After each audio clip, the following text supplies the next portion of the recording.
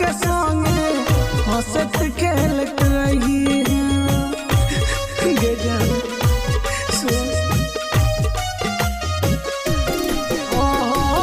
मरलो के बादो रंजित के नहीं सतई चंदन विकास के संगे हंसत खेलत रही मुकेश दीवाना जोरे कहा सुमित बिकिया गे मुकेश दीवाना के जोरे